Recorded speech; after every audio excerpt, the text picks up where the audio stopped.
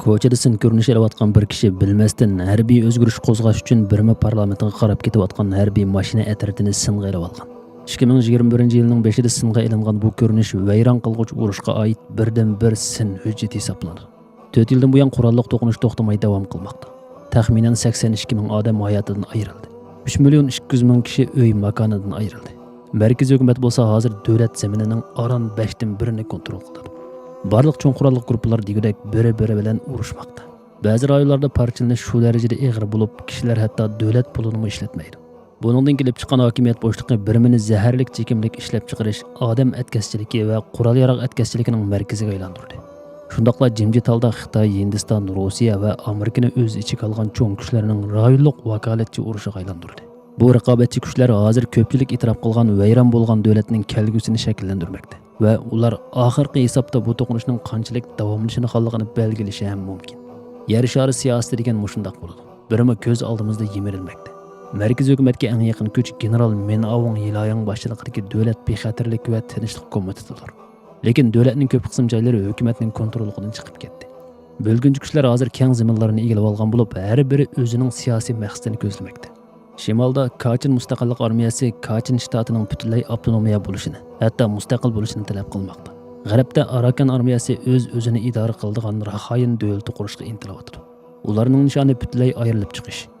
Chin shtatida bo'lsa har xil xalq askarlari ham markaziy hukumatga ham boshqa qurolli kuchlarga qarshi chiqib, kelgusidagi mustaqil Chin zaminiga vakillik qilish uchun kurash qilmoqda. Sharqda Karin va Karinni qurolli guruhlari o'zlarining makoni uchun uzoq yillardan buyon davomlashayotgan kurashini sürdürmoqda.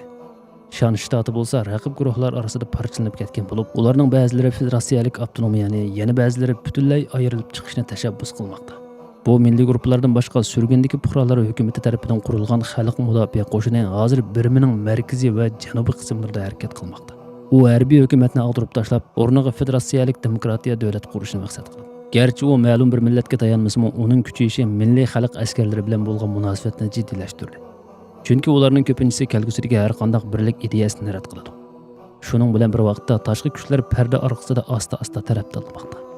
Ular vakolatchi kuchlarni qurollantirib, guruhlarni mablag' bilan ta'minlab, parda orqasida natijalarni shakllantirmoqda. Cho'nqur mablag' silinmasi va strategik manfaatga ega Xitoyning bu yerda erishidigini yoki yo'qotidigini eng ko'p. Ammo Beijing boshqa joylarda qarshi inkasga uchrash xavfi bo'lg'achqa bir tarafni to'liq qo'llay olmaydi. Shunglashqa Xitoy naq maydonda barliq taraflar bilan o'yin o'ynashni tanladi. Ya'ni bir xil xatardan saqlanish tadbiri qo'llandi. U markaziy hukumatni harbiy texnika bilan ta'minlaydi. Shuning bilan bir vaqtda Xitoyda ishlangan qurol yaroqlarining isyonchi guruhlarga eqib kirishiga ko'z yumadi. Bu tamponglashtirish harakati jarayonida Birmada davomlashayotgan dushmanlikka qaramay, ko'pincha qurolli guruhlar turbu yo'li, energiya terminali, port va iqtisodiy rayonlar qatorliq Xitoyning mulklariga hujum qilishdan saqlanadi. Hindiston Xitoyning bu tamponglashtirish strategiyasini taqlid qilmoqchi bo'ldi, ammo o'ng'ishsizlikka uchradi. Uning asosliq diqqati sharqiy shimol chegarasini kafolatlantirishga markazlashdi. Bu yerda bölgünchi millatchi isyonchi guruhlar Birma ichidan harakat qiladi. Bu isyonchi guruhlar Birmani bexatar panohlanish o'rni sifatida foydalanib, Hindiston hukumatiga qarshi hujum qo'zg'aydi. Buningga qarshi turish uchun Hindiston Birmaning harbiy rahbarligi bilan yoshirin hamkorlashib, axborot almashtirib, chegara olqigan harakatlarni elib bordi.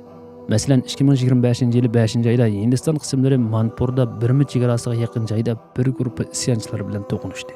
Keyin 7-oyda Hindistonning tizgin ushqu aeroplanining hujumida Birma ichidagi bir qancha bölgünchi qo'mondon yo'qotildi. Bu voqealar Hindistonning ichki rayonga kengayib ketish xavfidan andisha qilayotganligini ko'rsatib berdi. Qandaqli bo'lmasin, Xitoydan farqli holda Hindistonning Birmadagi milliy xalq askarlari bilan kuchli munosabati yo'q hamda iqtisodiy ta'sir kuchi ojiz. Amerika bo'lsa boshqacha bir usul qo'llandi. U bevosita aralashishning o'rniga markaziy hukumatga qarshi urush qilayotgan guruhlarni qurollantirishdan saqlandi. Uning qo'llashi surgundagi fuqarolar hukumatiga yordam berish bilan cheklandi. Ammo Washingtonning oshkora e'tirof qilgandan ko'proq yoshirin yordam berayotganligi ehtimolga nihoyat yaqin. Shuning bilan bir vaqtda Amerika Tailandni Birmada texmi faol rol o'ynashga da'vat qilmoqda. Chunki Tailand harbiy doiralari ichidagi ba'zi kishilarning ma'lum milliy guruhlarga hissdoshlik qiladiganligini biladi. Lekin Tailand yanada ehtiyotkorlik bilan ish ko'ryapti. U Birmadagi muhimsizlikni kuchaytirishga qiziqmaydi. Chunki bu qalaymiqanchilikning o'z chegarasiga osonla yamrab ketadiganligini biladi. Shunga hozircha Tailandning qilmoqchi bo'lgani faqat surgundagi xalq mudofaa qo'shinining faoliyatlariga ko'z yumish. Ularning ko'pinchisi Tailand zaminidan bo'libmi mod chegara shaharchisi atrofidan harakat qiladi. Tailand parlament a'zolari Xitoyning bu davlatdagi cho'ng strategik manfaatini nazarda tutib, Xitoyga jang e'lon qilishdan ehtiyot qildi.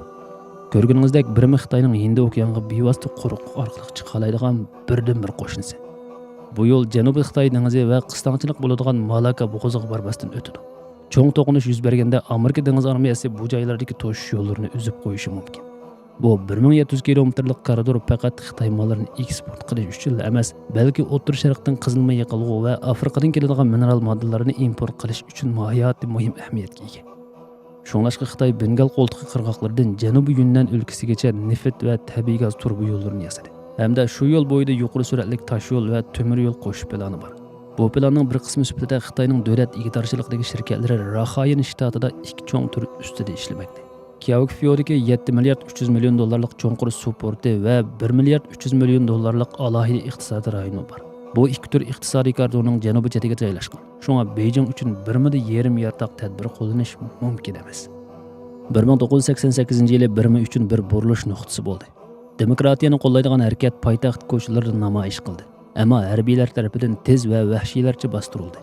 G'arb davlatlari embargo yurgizganda Xitoy yordam qo'lini sunib, chegara halqan sodini ilgari surdi va 1 milliard dollardan ortiq qimmatdagi tanka, zambirak, dronik, havo mudofaa sistemasi va dengiz armiya kemalarini sotdi.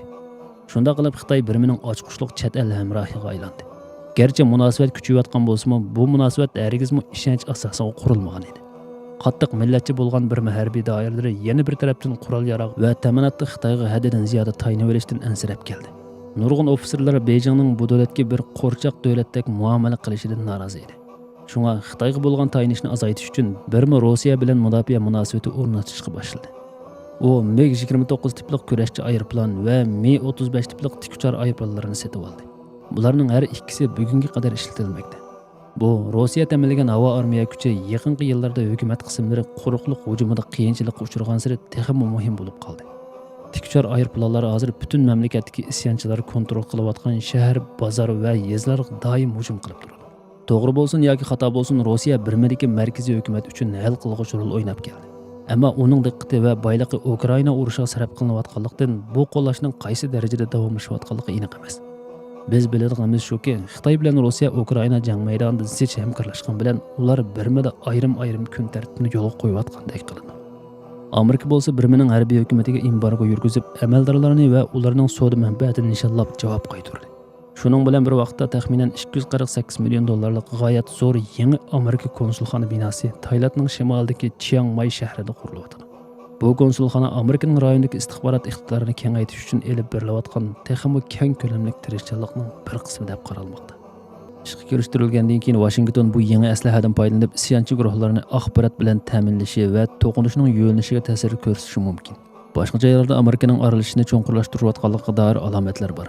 Yerlik manbalarning aytishicha, Amerika Bengaldagi Koks bozorida cho'ng tipdagi ta'minot bazasi qurib, Arakan armiyasi va Chin Milliy fronti qatorliq isyonchi guruhlarni qo'llashni o'ylashib o'tibdi.